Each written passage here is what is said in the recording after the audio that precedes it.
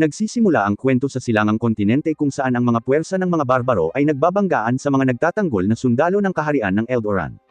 Sa madugong lugar ng digmaan, nagliliparan ang mga ulo habang nananalo ang mga makapangyarihang barbaro at winasak ang mga puwersa ng Eldoran na parang papel. Gayunpaman, ang kapitan ng tropa ng Eldoran, si Serafina, ay tumangging sumuko sa kanyang mga kasama. Tinipon niya ang kanyang mga tropa upang magpatuloy sa pakikipaglaban at gumawa ng daan para sa pag-atras. Kahit na napabagsak ni Serafina ang ilang mga barbarong sundalo, napansin niya na ang kanyang panig ay nagdusa ng napakaraming nasawi para magkaroon ng pagkakataong makaligtas ng buhay. Bigla, isang bagong halimaw ang lumitaw mula sa panig ng barbaro. Si Vior, isang higanteng barbarong piling tao, ay sinugod ang mga sundalong Eldoran at lumapag diretso sa harap ni Serafina habang nakataas ang kanyang duguan na espada. Madaling nakita ni Vior si Serafina bilang ang batikang kapitan sa mga karaniwang sundalo at hinamon siya sa isang one-on-one. Dahil alam niyang walang ibang makakalaban ng malaking espada ng halimaw na ito, pumayag si Serafina sa laban, umaasang makakakuha ng oras para makatakas ang kanyang mga tauhan. Tumalon siya ng mataas at sumugod pababa kay Vior, na sumalo sa kanyang atake habang casual na nakatayo. Pagkatapos ay nag-swing siya kay Serafina gamit ang kanyang napakalakas na kapangyarihan at pinalipad siya sa gilid. Lumapag si Serafina at tumalbog upang maglunsad ng isa pang atake kay Vior, at nagsimula silang dalawa na magpalitan ng atake sa isang mainit na palitan. Bagamat kahangahangang nahabol ni Serafina ang lakas ni Vior, ang kanyang napakalakas na kapangyarihan ay pinilit pa rin siyang umatras. Nawalan ng ibang pagpipilian, ginamit niya ang kanyang ultimate technique na naglagay ng magic enhancement sa kanyang espada. Gamit ang lahat ng kanyang natitirang lakas, umungol siya at tinanggap ang huling atake ni Vior. Nang magtagpo ang dalawang espada, nabali ang isa sa mga talam at lumipad sa lupa. Nanood ang mga sundalong Eldoran, gulat na gulat habang hawak ng kanilang kapitan ang isang sirang espada dahil sa pagkatalo. Napaluhod si Serafina, tinanggap ang pagkatalo, at taos-pusong pinuri siya ni Vior dahil sa matagal na pagharap laban dito. Pagkatapos ay hiniling ni Serafina sa kanya na patayin siya bilang nararapat sa isang mandirigma, ngunit tumanggi si Vior na kitilin ang kanyang buhay. Sa halip, binigyan niya ito ng isang nakakatakot na ngiti at nangakong kukunin niya itong buhay at gagamitin ang katawan nito sa mabuting paraan. Matapos ang nakakatakot na babala na ito, nawalan ng malay si Serafina at nagising sa isang madilim na selda ng bilangguan na nakasuot ng maruming basahan at matitibay na kadena. Dahil sa gulat, lumingon siya sa paligid at inayos ang kanyang sarili sandali. Sa wakas ay naalala niya na siya ay natalo ng mga barbaro at ngayon ay bihag na nila. Nang maalala niya ang huling babala ni Vior, natakot si Serafina, iniisip kung anong uri ng pagpapahirap ang ipapataw sa kanya ng mga barbaro. Inisip niya kung gagamitin nila siya bilang alipin o kung ipapasailalim nila siya sa matinding sakit para sa libangan. Sa huli, isang nakakatakot na bagay ang sumagi sa kanyang isipan, at inisip niya kung gusto bang gamitin ni Vior ang kanyang katawan bilang isang babae. Dahil si Serafina ay isang dalaga pa ring maharlika, ang pag-iisip ng isang brutal na barbaro na si Sire sa kanyang dalisay na katawan ay nagdulot sa kanya ng matinding pagkabalisa. Pagkatapos, napagtanto rin ni Serafina na ang kanyang mga kawawang kasama ay napapaligiran pa rin ng mga barbaro matapos siyang mawalan ng malay, iniisip na silang lahat ay pinatay o banihag tulad niya. Nakaramdam siya ng matinding kawalan ng pag-asa. Sa huli, labis siyang nag-aalala para sa mga karaniwang tao ng kanyang kaharian dahil kung wala ang silangang lupain, ang kanilang mga pananim ay patuloy na mamamatay at wala nang natitirang lupang mapagtataniman. Ang lahat ng mga panghihinayang na ito ay nagpaiyak sa bihasang kapitan, ngunit bigla niyang narinig ang boses ng ibang tao sa likuran niya. Lumingon si Serafina sa paligid at nakita si Circe, isang babaeng katulong na may dalang tubig. Mas malapitang tiningnan ni Serafina si Circe at nakakita ng ilang pliers at kagamitan sa kanyang sinturon, kaya naisip niya na narito siya upang pahirapan siya para sa impormasyon. Gayunpaman, hindi binanggit ni Circe ang tungkol sa pagpapahirap at sa halip ay ipinahayag na narito siya upang ihanda si Serafina bilang perpektong trepeo para kay Haring Vior.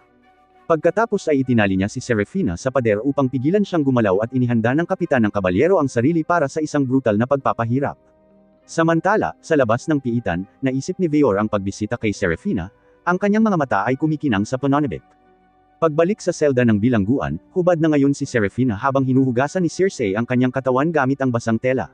Nang matapos siyang maglinis, tinanong ni Serafina si Circe kung bakit siya dumaranas ng napakaraming seremonya para sa isang alipin na tulad niya. Itinuro ni Circe na marumi ang katawan ni Serafina mula sa labanan, kaya nililinis lang niya ito. Pagkatapos ay nagbigay ng casual na komento si Circe tungkol sa kanyang hitsura, nagulat na siya ang babaeng nakipaglaban sa kanyang master ng napakatagal. Ipinaliwanag ni Circe na inaasahan niyang magmumukhang mas matipuno si Serafina dahil kaya nitong labanan si Vior, ngunit sa halip ay isa lamang itong babaeng may magandang katawan. Nang marinig ito, nasugatan ang ego ni Serafina dahil iniisip niya na ang isang kabalyero na tulad niya ay walang oras para magmukhang babae o cute. Naiintindihan ni Circe ang kanyang emosyon, ngunit isiniwalat niya na talagang gusto ni Veor ang hitsura ni Serafina. Ang pahayag na ito ay lalong naguluhan kay Serafina, ngunit tumanggi si Circe na magpaliwanag pa. Sa halip, tahimik niyang binalaan si Serafina na hindi na siya muling aalis sa teritoryo ng barbaro, habang may hawak na matalas na kutsilyo. Naisip ni Serafina na malapit na ang kanyang katapusan at desperadong nagpupumiglas siya laban sa kanyang mga pagpipigil, umaasa sa isang himala. Habang papalapit si Circe dala ang matalas na kutsilyo at malamig na metal na pliers, sa wakas ay sumuko si Serafina at ipinikit ang kanyang mga mata. Gayunpaman, sa di malamang dahilan, pinutol lamang ni Circe ang kanyang mga tali at ginupit ang kanyang mga kuko at nagsuot ng damit sa katawan ni Serafina. Nang imulat niya ang kanyang mga mata, napansin ni Serafina ang kakaibang disenteng damit, at napagtanto niya na ang kanyang damit ay mabango. Nagtaka siya kung bakit nga ba binibigyan ng mga barbaro ang kanilang bilanggo ng mabangong damit at nagtaka kung inihahanda ba nila siya para sa isang ritual ng sakripisyo o kung ano paman. Bago pa niya matanong si Circe, nakarinig siya ng isang malakas na dagandong mula sa ibabaw ng piitan.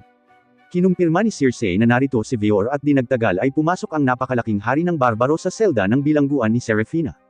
Pagpasok sa selda, formal na ipinakilala ni Veor ang kanyang sarili bilang anak ng dakilang pinuno ng barbaro noong unang panahon. Samantala, pinagmasdan ni Serafina ang kanyang napakalaking katawan at gininto ang mga mata, napagtanto na hindi siya isang tao. Pagkatapos ay naalala niya ang isang kwento mula sa kanyang lolo tungkol sa isang ekspedisyon laban sa mga sundalong barbaro. Kahit noon pa man, madaling nadaig ng mga makapangyarihang halimaw ang mga puwersa ng tao at sinaksak ang kanilang mga puso para sa kanilang mga ritual, iniisip na malapit na siyang maharap sa parehong kapalaran. Sinabi ni Serafina kay Veor na hindi siya natatakot kahit kanino, at hinamon niya itong gawin ang anumang gusto nito sa kanya. Nang marinig ito, napaisip si Veor kung ano ang sinasabi nito dahil wala itong planong isakripisyo siya. Sa wakas ay ipinaliwanag niya ang tunay na dahilan kung bakit niya ito bunihag ay para kunin bilang bride. Sa ilang salitang ito lamang, nabaligtad ang mundo ni Serafina at lahat ng pagkabalisa sa kanyang isipan ay biglang sumulpot sa kanyang mukha sa anyo ng isang mapulang blush. Sa una, labis siyang nagulat para lubos na maunawaan kung ano ang nangyayari. Kaya, tinanong niya si Veor kung ito ba ay isang biro. Nang ipaliwanag ni Veor na gusto niya talaga itong pakasalan, tuluyan nang nawala sa sarili si Serafina. Tinanong niya ito kung bakit siya magpapakasal sa isang kaaway. Kaya, ipinaliwanag ni Veor na ang kanyang lahing barbaro ay walang problema sa pagmamahal sa kanilang mga kaaway. Pagkatapos, napunta siya sa isang estado ng nag-aalab na pasyon habang ginuganitan niya ang mga tradisyon ng kanyang mapagmalaking mga ninuno. Mula pa noong simula ng lahing barbaro, ang kanilang pinakamalakas na mga hari ay palaging nagpapakasal sa isang babaeng kabalyero upang parangalan ang kanilang pasyon sa espada. Sa kabila ng paliwanag na ito, tumatanggi pa rin si Serafina na maging asawa niya. Ipinaalala sa kanya ng nakakatakot na barbaro na sinabihan siya nitong gawin ang anumang gusto nito sa kanya. Kaya't naiwan si Serafina na nakakulong sa sarili niyang mga salita. Pagkatapos ay ipinaliwanag din ni Veor na hindi lang niya ito pakakasalan para sa isang tradisyong kultural. Naalala niya ang kanilang laban sa lugar ng digmaan kung saan naramdaman niya ang katapatan ng pasyon ni Serafina sa kanyang espada. Sa harap ng isang makapangyarihang babae, agad siyang umibig dito at nagpas siyang pakakasalan niya ito kahit ano paman. Matapos marinig ang taos-pusong pag-amin ni Veor, masyadong natarante si Serafina para tumugon, kaya tumalikod siya para lumabas ng silid. Bago umalis, nangako si Veor na hindi niya ito pipilitin na magpakasal laban sa kanyang kalooban upang maingat niyang mapag-isipan ang kanyang desisyon. Pagkatapos niyang tuluyang umalis sa selda, ang nagulat na kabalyero ay nagtaka kung ano ang mangyayari sa kanya sa baliw na piitan na ito. Habang naghihintay sa kanyang kasal, naalala ni Serafina ang isang alaala mula 7 taon na ang nakalilipas. Noon, ipinaalam ng kanyang kapatid na si Sidious kay Serafina na siya ay pinangalanan bilang kapitan ng isang ekspedisyon sa mga lupain ng barbaro. Pumayag si Serafina at nagsimulang umalis upang gawin ang kanyang mga tungkulin. Ngunit pinigilan siya ni Sidious upang iabot ang isang imbitasyon sa isang maharlika na piging. Naguluhan siya at inisip kung ano ang gusto ng kanyang kapatid. Kaya, ipinaalala ni Sidious sa kanya na isa pa rin siyang maharlika na ginang na may reputasyong dapat ipagtanggol. Nang makita ang matinding titig ng kanyang kapatid, tumayo ng tuwid si Serafina at agad na tinanggap ang imbitasyon. Kalaunan, nagbihis siya ng magagandang damit at dumating sa mansyon ni Countess Eldhel para sa piging. Nang makita si Serafina na nakasuot ng normal na damit, nagsimulang magkomento ang mga maharlika sa paligid niya tungkol sa kanyang propesyon. Sa tahimik na bulong, lahat ng makamandag na elite ay nagbigay ng mga nakapangangilabot na komento tungkol sa hitsura ni Serafina. Iniisip kung ang isang maselang ginang na tulad niya ay magiging karapat-dapat pa bang pamunuan ang mga batikang mandirigma sa labanan. Kahit alam nilang lahat ang kanyang tunay na lakas, inisip ng mga maharlika na sayang lang para sa isang babae na maging kasing lakas niya. Nadama ni Serafina na nalulula siya sa lahat ng negatibong komento, kaya pumunta siya sa balkonahe para sa sariwang hangin. Pagkatapos ay lumabas ang ilang mga dalaga at niyaya siyang sumama sa kanila sa halip na magmukmak ng mag-isa. Habang nakaupo silang apat, tinanong ng mga dalaga si Serafina kung natatakot ba siya sa kanyang kakilakilabot na trabaho. Nang marinig ang mga kwento ng mga halimaw at dragon, inisip ng mga dalaga kung magiging maayos ba si Serafina sa mga mapanganib na sitwasyon. Ngumiti si Sera at ipinaliwanag na ang mga dragon ay mga kathang-isip lamang na nilalang. Ngunit ipinaalala sa kanya ng mga ginang na haharapin pa rin niya ang mga barbaro. Dahil alam nila ang mga kwento ng mga brutal na barbaro at ang kanilang kakilakilabot na pagtrato sa mga babaeng kabalyero, sinabihan nila si Sera na manatili sa bahay upang maiwasan ang isang brutal na katapusan. Gayunpaman, inihampas niya ang kanyang mga kamay sa mesa upang patahimikin silang lahat. Buong kumpiyansang ipinahayag ni Sera na ang kanilang kaharian ay sinusubukan mula pa noong unang araw na sakupin ang mga lupain sa silangan. Sa kanyang isipan, sa pamamagitan lamang ng pagsakop sa silangan makakakuha ang kanilang kaharian ng sapat na mapagkukunan upang pakainin ang kanilang mga tao. Kaya handa siyang lumaban sa mga barbaro. Gayunpaman, ipinaalala ng mga dalaga kay Serafina na kahit ang prestihiyosong prinsesa na si Wisterzia na kanyang huwaran ay nawala matapos niyang harapin ang mga barbaro. Pinayuhan siya ng lahat ng mga ginang na manatili sa bahay at magpakasal sa isang angkop na asawa. Ngunit nagsawa si Sera sa kanilang negatibong saloobin at umalis sa pagtitipon. Pagkatapos, habang pauwi siya sakay ng kanyang karwahe, nakaramdam siya ng pagkasuklam sa mga maharlika na kumakain ng mararangyang pagkain habang ang kanilang mga karaniwang tao ay nagugutom sa mga lansangan. Sa kanyang pagbabalik, nakasalubong niya ang isang kawawang lalaki na inaatake ng tatlong lalaki. Ang mga batang lalaki mismo ay mga nagugutom na magsasaka, na pilitang magnakaw sa iba para sa kanilang kaligtasan. Gayunpaman, sumugod si Sera upang protektahan ang kawawang lalaki at binalaan ang mga magnanakaw na umatras. Dahil walang labasan, sinubukan ng mga batang lalaki na salakayin siya gamit ang kanilang mga kagamitan sa pagsasaka, ngunit madali silang natalo ni Sera. Naisip ng mga batang lalaki kung malapit na bang matapos ang kanilang buhay, ngunit biglang naawa sa kanila si Sera at ibinigay sa kanila ang kanyang mahalagang kwintas.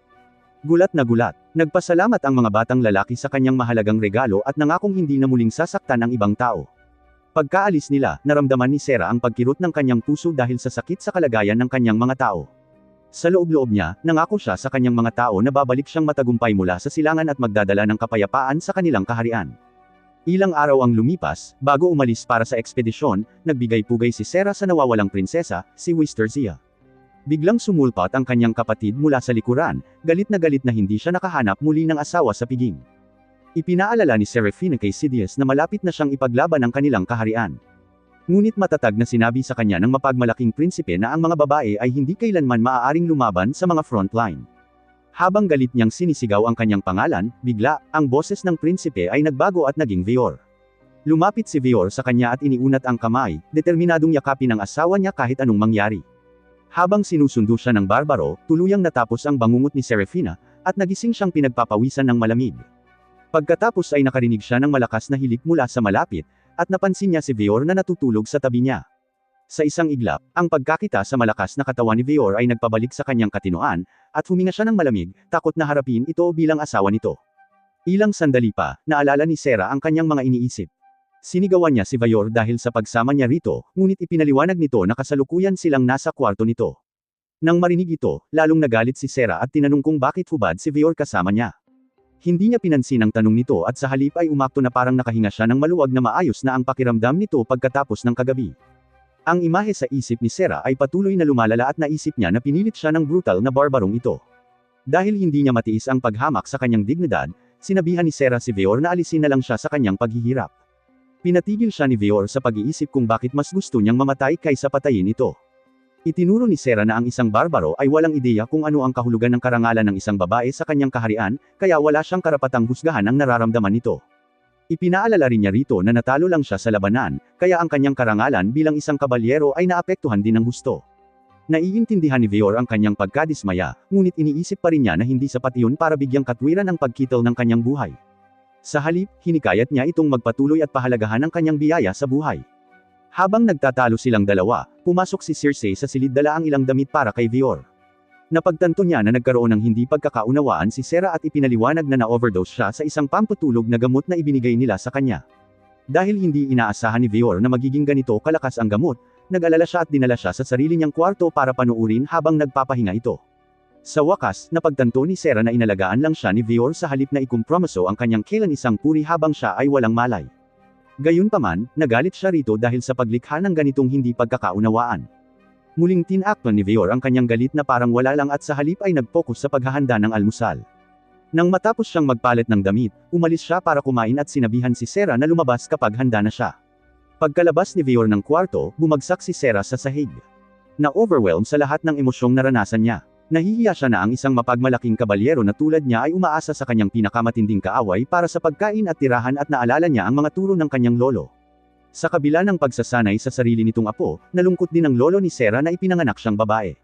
Maging ito ay sinabihan siyang magpakasal sa isang asawa upang mahanap ang kanyang kaligayahan tulad ng kanyang kapatid na si Sidious.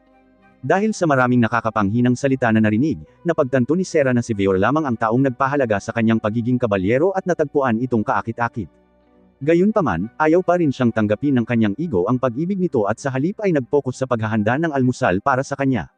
Bilang isang bilanggo ng digmaan, inakala ni Sarah na bibigyan siya ni Veyor ng isang hindi magandang almusal para ipahiya siya. Gayunpaman, nang lumabas siya, nalaglag ang kanyang panga sa lugar na nasa harap niya. Nang makita ang higanting tipak ng inihaw na matatabang karne, nagsimula siyang maglaway dahil ang kanyang mahirap na bansa ay hindi kailanman kayang bumili ng ganoon karaming karne. Naisip ni Veyor na baka gutom na si Sarah, kaya binigyan niya ito ng 10 libra ng karne, sa pag-aakalang normal lang ito para sa mga kabalyerong tao. Sa totoo lang, mas malaki ang tipak ng karne kaysa sa katawan ni Sarah, na mas maraming karne kaysa sa kinakain niya sa isang buong taon. Naisip ni Sarah na sinusubukan siyang suhulan ni Veyor para tanggapin ito sa pamamagitan ng masarap na piging na ito. Kaya, sumumpa siya na mas gugustuhin pa niyang mamatay kaysa tanggapin ang regalo na ito. Sa kasamaang palad, umungol ang kanyang tiyan bilang pagtutol. Kaya napahiya si Sarah kaya humingi ulit ng kamatayan. Nalito si Veyor kung bakit niya hinahanap ang kamatayan sa bawat maliit na abala at ipinaalala sa kanya na kung ang kanyang tiyan ay patuloy na umuungol, nangangahulugan ito na gusto pa ng kanyang katawan na mabuhay. Sa huli, sinabihan siya ni Veyor na tumigil sa labis na pag-iisip at tanggapin na lang ang pagkain. Samantala, lumapit si Cersei kay Sarah at ipinaliwanag na kahit na walang pakialam si Veyor, lumabas talaga ito para manghuli ng karneng ito para lamang sa kanya. Ipinaalala niya kay Sarah na si Veyor ay isang maharlika rin sa mga barbaro. Kaya kung tatanggihan niya ang kanyang magandang regalo, magiging masamang asal iyon. Kinuha ni Sarah ang pain na ito para tanggapin ang kanyang regalo. At nang sa wakas ay nakakagat na siya, agad na nabihag ng makatas na karne ang kanyang puso. Literal na umiyak si Sarah dahil ngayon lang siya nakakain ng ganito kalambot na karne. At napansin ni Veyor kung gaano siya nasasarapan dito. Nang mapansin siya nito, nabuhayan siya ng loob at nagkunwaring ayos lang ang pagkain. Pagkatapos ay atubili niyang pinatawad si Veyor sa pagdulot sa kanya ng hindi pagkakaunawaan noong umaga. Pagkatapos noon, naging mausisa rin si Sarah tungkol sa nilalang na pinagkunan niya ng karne. Ipinaliwanag ni Veyor na ang nilalang ay kinatay na. Kaya, nililinis ng kanyang mga tauhan ang natitirang bahagi ng balat nito sa labas.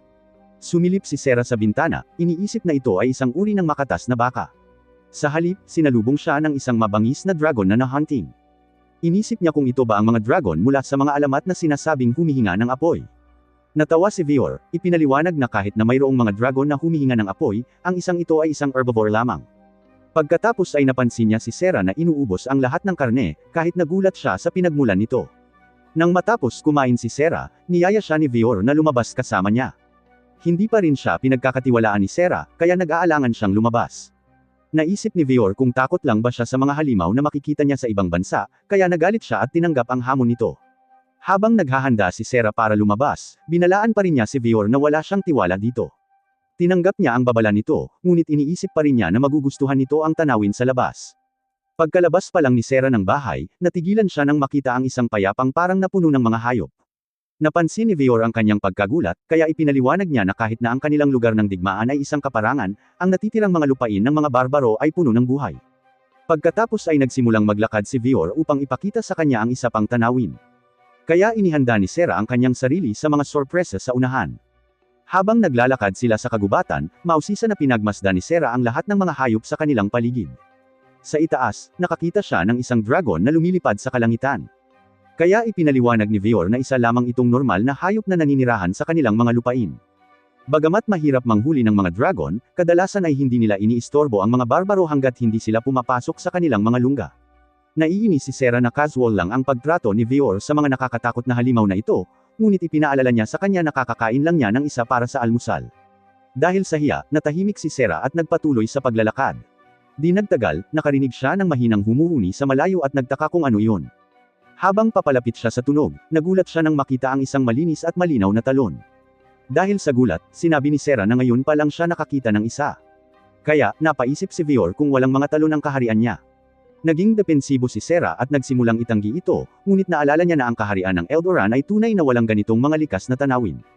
Nalungkot si Vior at tiniyak sa kanya na gusto lang niyang ipakita sa kanya ang magandang talon, hindi ang pagyayabang tungkol sa mga yaman ng kanyang lupain. Pagkatapos ay bigla niyang hinubad ang kanyang damit at sinabihan si Sera na gawin din iyon. Nabigla siya, napaisip kung bakit. Kaya sinabi sa kanya ni Vior na dapat silang magkasamang lamusong sa tubig. Gamit ang kanyang baluktot na pag-iisip, sinimula ni Sera na isipin ang ilang mga ilegal na gawain, ngunit ipinaliwanag ni Vior na gusto lang niyang maligo siya. Gayunpaman, ipinaalala niya sa kanya na ang isang lalaki at isang babaeng magkasamang naliligo ay ganap na hindi katanggap-tanggap. Sinabi sa kanya ni Vior na ang mga barbaro ay hindi niya kapareho ng kanyang kultura, kaya wala siyang pakialam kung magkasama sila. Lumapit din si Circe kay Sera at ipinaalala sa kanya na hindi pa siya naliligo pagkatapos ng kanyang madugong laban sa lugar ng digmaan. Itinuro niya na kung hindi siya maliligo sa lalong madaling panahon, ang kanyang maruming katawan ay aamoy sa kanilang buong lugar. Sa wakas, pumayag si Sera na maligo, ngunit pinapante niya si Vior sa ibang lugar para hindi siya makita nito. Sinamahan ni Circe si Sera sa paligan, kaya inakala niyang binabantayan siya nito. Gayunpaman, sinabi ni Circe sa kanya na binabantayan niya talaga siya para matiyak ang kanyang kaligtasan. Nalito si Sera, ngunit biglang lumitaw ang isang napakalaking pagong na sumisigaw sa kung saan. Dahil sa takot, kumapit siya sa isang bato at sinabi ni Circe sa kanya na marami pang kakaibang nilalang dito na makatatakot sa kanya. Gayunpaman, nagtataka siya kung bakit takot na takot si Sera gayong ang mga nilalang na ito ay mapayapang mga hayop. Bigla, napansin ni Sera ang isang grupo ng mga halimaw na Elric na mas mukhang parang nasa mga kwentong katatakutan kaysa sa mga hayop, at tumakbo siya palayo sa nakakatakot na talon. Nag-aalala si Circe para sa kanya, ngunit hindi niya hinabol nang mapagtanto niya kung saan patungo si Sera. Samantala, matapos tumigil sa pagkataranta si Sera, napagtanto niya na naiwan niya ang kanyang mga damit sa talon. Bigla, isang malakas na sigaw ng ibon, na pumutol sa kanyang pag-iisip. Pagkatapos, naghanda si Sera na bumalik para kunin ang kanyang mga damit. Gayunpaman, isang kakaibang lalaki ang tumawag sa kanya, kaya napaisip siya kung panahon na ba para mawala ang kanyang kawalang muwang sa isang kakaibang barbaro. Habang papalapit sa kanya ang lalaki, bigla siyang umatras at sinabihan itong lumayo. Tumanggi itong makinig at lumapit. Kaya sa wakas ay nasulyapan ni Sera ang gwapong mukha nito. Sinimulan niyang ikumpara ang gwapong estranghero sa mga lalaki sa kanyang kaharian, ngunit naalala niya na hubad pa rin siya at nakatapis ng tuwalya. Sinabihan ni Sera ang lalaki na lumayo muli, ngunit nanatili itong nakatayo. Sa halip, napansin niya kung gaano kaawa-awa ang hitsura nito at nalaman niyang tumakas ito mula sa kanyang paligan matapos matakot. Mabuti na lang at hindi siya kinutya ng binata dahil sa takot.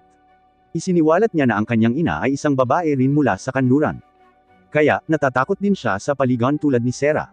Madalas siyang kinukwentuhan ng kanyang ina tungkol sa kanyang kaharian, na walang mga hayop at kalikasan, tulad ng tinubuang bayan ni Sera. Nagulat si Sera, napaisip kung ang ina ng barbarong ito ay isang nawawalang babaeng kabalyero na nabihag noong ekspedisyon ng kanyang lolo.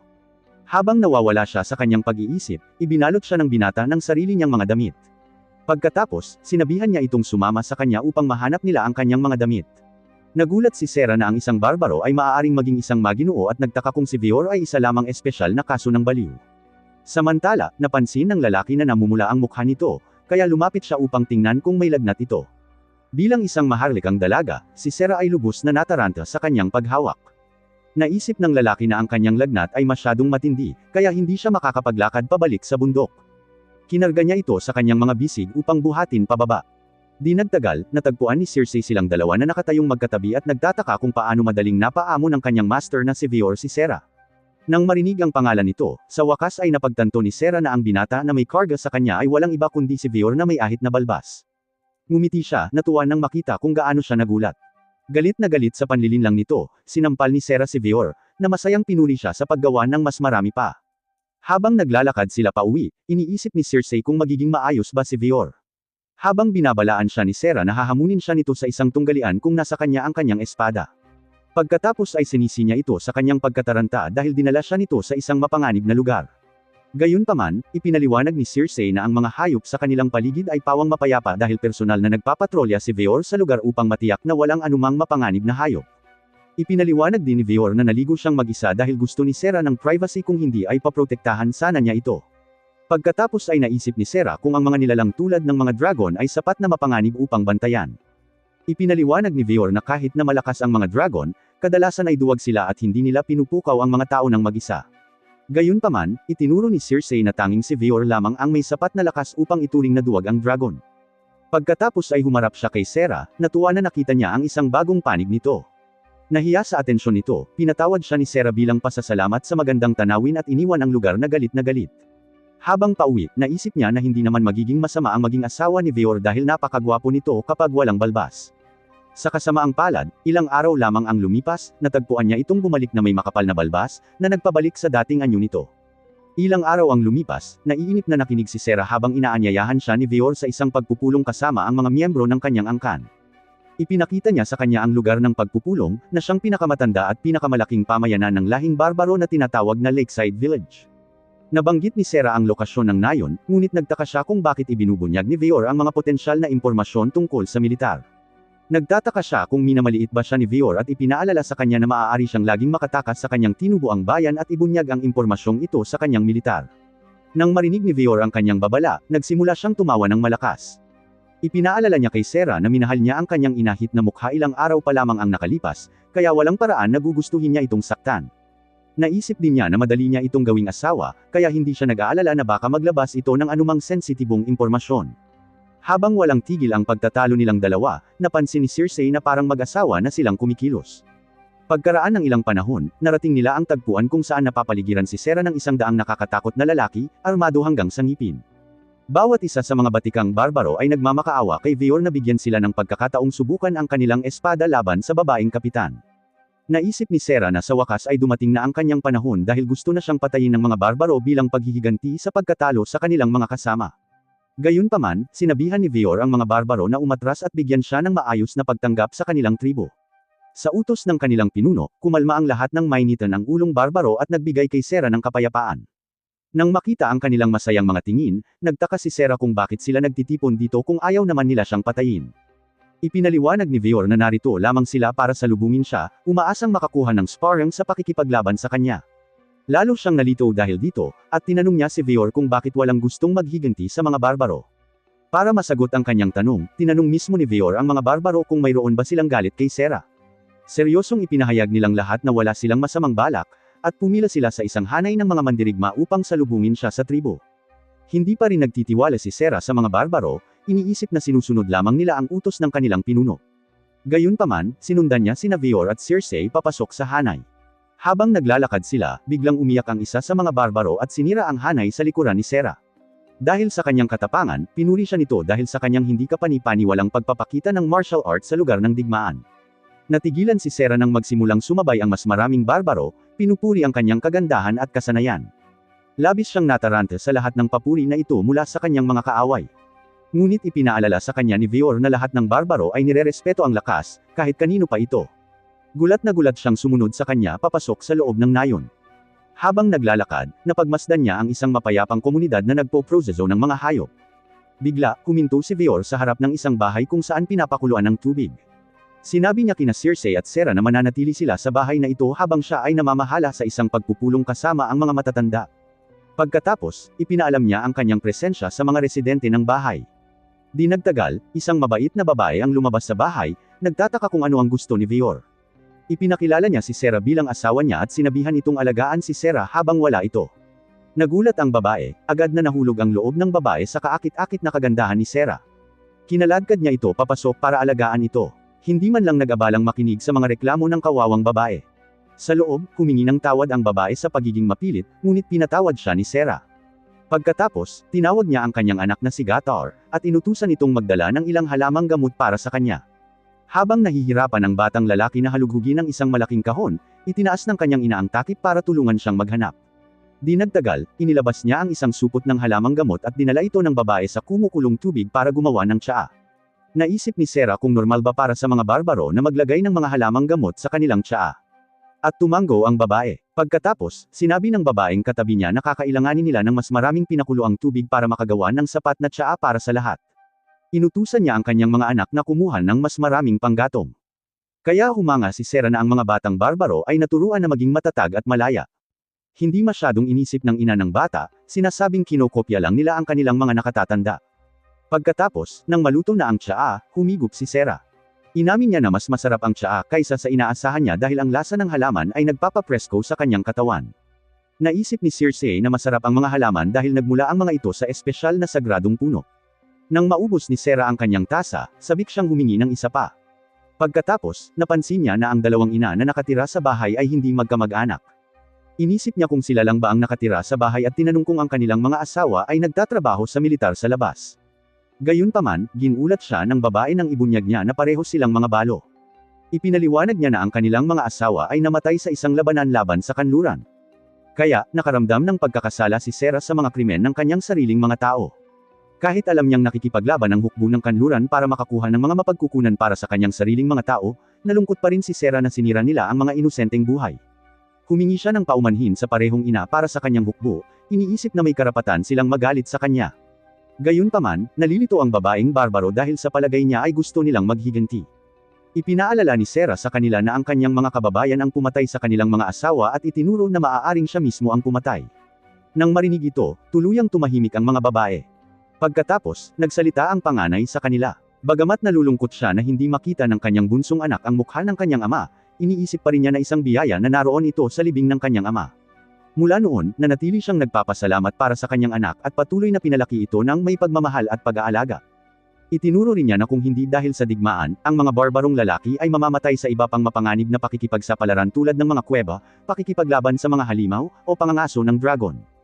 Kahit na hindi sila mamatay, ang mga barbarong mandirigma ay maaaring tuluyang maging may kapansanan magpakailanman. Kaya, naisip niya na normal lang para sa kanilang mga kababaihan na madalas mawalan ng asawa. Nang marinig ito, lubos na natigilan si Sera, at iniisip niya kung ganoon ba casual ang pagtrato ng lahat ng barbaro sa pagkawala ng buhay ng isang tao.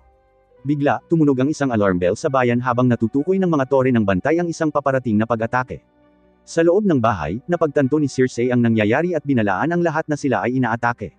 Bago pa man makareact ang sinuman, isang lumilipad na nilalang ang biglang pumasok sa bahay mula sa itaas. Nang mawala ang usok, natagpuan ni Sera ang sarili na nakatitig sa isang dragon na may pakpak na may malaking tuka. Napansin ni Circe na ang dragon ay tinatawag na Sukbaikshi, at naaakit ito sa usok mula sa nasusunog na panggatong. Napagtanto ni Sera na ang kanilang tea party ang dahilan ng pag-atake ng nilalang na ito. Ngunit itinuro ni Circe na ang mga dragon ay hindi karaniwang sinasalakay ang kanilang nayon dahil alam nilang papatayin sila ng mga mandirigma. Sa kasamaang palad, wala silang oras para mag-imbestiga dahil natakot si Gator sa dragon at nagsimulang umiyak sa mga bisig ng kanyang ina. Ang tunog ng pag-iyak ng batang lalaki ay nakakuha ng atensyon ng dragon. Kaya naghanda si Sera para sa isang laban. Sinabihan ni Circe si Sera na tumakas sa nayon dahil siya ang mahalagang asawa ni Veor. Gayunpaman, matatag na tumanggi si Sera. Nagalit siya kay Circe dahil tinitroto niya ang buhay ng kanyang ibang mga tao bilang isang walang halaga at nakatuon lamang sa iisang tao. Pagkatapos ay ipinaalala niya kay Circe na hindi siya isang marupok na prinsesa na dapat protektahan. Taglay ang kanyang pagmamalaki bilang isang kapitan ng Eldoran Knight, buong tapang na hinarap ni Sera ang dragon gamit ang isang pares ng mainit na tong. Habang umuungal ang nilalang sa kanya, napaatras niya ito gamit ang mga tong bilang baseball bat. Nabigla si Circe at binalaan si Sera na hindi niya matatalo ang dragon gamit ang isang maliit na kagamitan sa pagluluto. Gayunpaman, ayaw nang makipagtalo ni Sera, at sinabihan niya si Circe na tumakas na lang. Nabanggit din niya na ang atake ng dragon ay hindi kasing lakas ng espada ni Veor, kaya't tiwala siyang matatalo niya ito, determinadong protektahan ang mga taong nasa likuran niya. Tumalon si Sera sa likod ng mukha ng dragon, at sinaksak niya ito ng diretso sa mata. Habang patuloy na pinapanood siya ni Circe, inutusan siya ni Sera na umalis at itigil ang pag-aaksaya ng kanyang oras. Sa wakas, napagtanto ni Circe na isinasapanganib niya ang buhay ni Sera sa pamamagitan ng pag-distract sa kanya, at sa wakas ay umalis siya ng bahay. Pagkaalis ni Circe, kinutya ni Sera ang dragon na harapin siya. Samantala, sa ibang bahagi ng nayon, itinali ng mga barbarong mandirigma ang isa pang dragon. Nang mapigilan ang nilalang, sumugod si Veor at pinutol ang leeg nito. Pagkatapos, tinanong niya ang mga sundalo kung ilang iba pang dragon ang sumasalakay sa nayon. Ipinaalam sa kanya ng isang sundalo na mayroon pang 3 iba pang dragon na natitira. Kaya sinabihan siya ni Veor na hanapin ang sinumang taga-nayon na hindi pa lumilikas.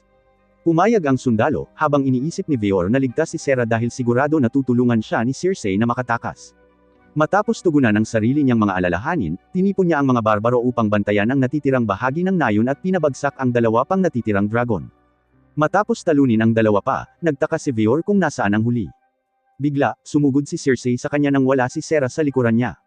Sinabi niya kay Veor na isang dragon ang sumalakay sa bahay na kanilang tinutuluyan. At bago pa man niya matapos ang kanyang pangungusap, lumipad si Veor lampas sa kanya. Malapit sa bahay, tumakbo palayo si Sera sa dragon, napagtanto na ang lumilipad na nilalang ay mas mabilis kaysa sa kanya sa labas. Hindi makatakas sa mabilis nitong bilis, lumingon siya at naghanda para sa huling laban. Bagamat pagod na rin ang dragon sa mahabang laban, sumugod pa rin ito patungo kay Sera sa nakabibigla na bilis. Sa pagkakataong ito, nabali ng matalas nitong tuka ang mga tong, na iniwan si Sera na walang pangtanggol sa kanyang sarili. Sa wakas, naisip niya na pagkatapos maawa sa kanyang mga walang kalaban-laban na mga kaaway, maaari na siyang mamatay bilang isang kabalyero na buo pa rin ang kanyang karangalan. Habang papalapit ang dragon sa kanya upang ibigay ang huling atake, pumikit si Sera, hindi man lang nag-abalang lumaban. Ngunit nang maghanda na siya para sa kamatayan, sumugod si Veor sa likuran niya, sinisigawan siya na takpan ang kanyang mga tainga. Gulat na gulat, ginawa ni Sera ang sinabi sa kanya, at biglang umungol ng malakas si Veor sa dragon. Ang kanyang malakas na boses ay nagpaputok sa eardrums ng kawawang nilalang at sinamantala ni Veor ang pagkakataong ito upang hiwain ito. Habang pinapanood ang dragon na bumagsak sa harap niya, nanatiling natigilan si Sera habang humingi ng tawad si Veor sa pagiging late niya. Pagkatapos ay taos-puso siyang nagpasalamat sa kanya sa pagsugal ng sarili niyang buhay upang iligtas ang kanyang mahahalagang tao. Sa wakas, ipinahayag ni Veor ang kanyang ginhawa na maayos pa rin siya. Nang marinig ang taos-pusong pag-aalala sa kanyang boses, nagsimulang umagos ang mga luha sa mukha ni Sera. Sa sandaling ito, nalilito siya kung bakit siya umiiyak, ngunit patuloy ang pagbuhos ng mga luha. Tahimik nang umiti si Veor sa kanya at pagkatapos ay dinala siya pabalik sa nayon, alam na wala siya sa kondisyon para maglakad. Nang mapansin ni Circe ang pagbabalik nito, sumigaw siya sa tuwa, habang hinahayaan naman ni Sera si Veor na tretuhin siya na parang isang prinsesa. Iyon ang episode 1-3. Mag-like at mag-subscribe para lagi kang updated sa mga bagong episode. Salamat sa panunood.